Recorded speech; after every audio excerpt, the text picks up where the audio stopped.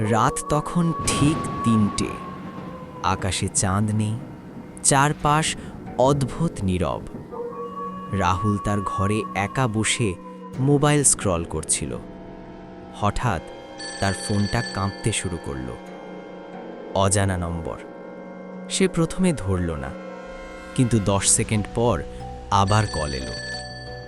এইবার সে ধরল। ওপাশে কেউ কথা বলছে না, শুধু হালকা শ্বাস নেওয়ার শব্দ।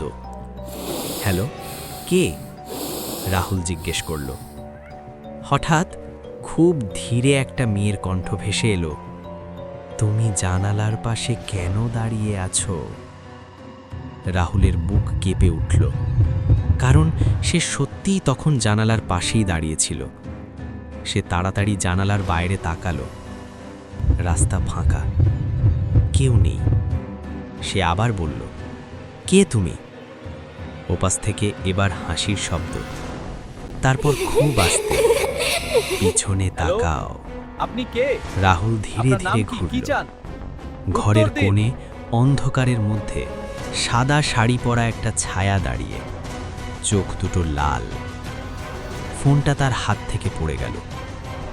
লাইট হঠাৎ বন্ধ হয়ে গেল।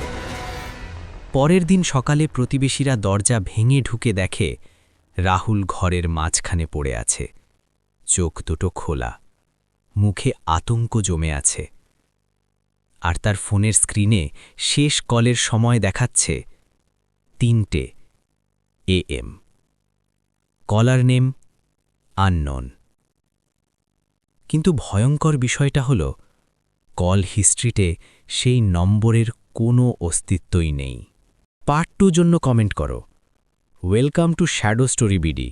এখানে পাবেন বাংলা ভৌতিক গল্প, বাস্তব রহস্য, রাতের অদ্ভুত ঘটনা এবং ভয়ঙ্কর কাহিনী।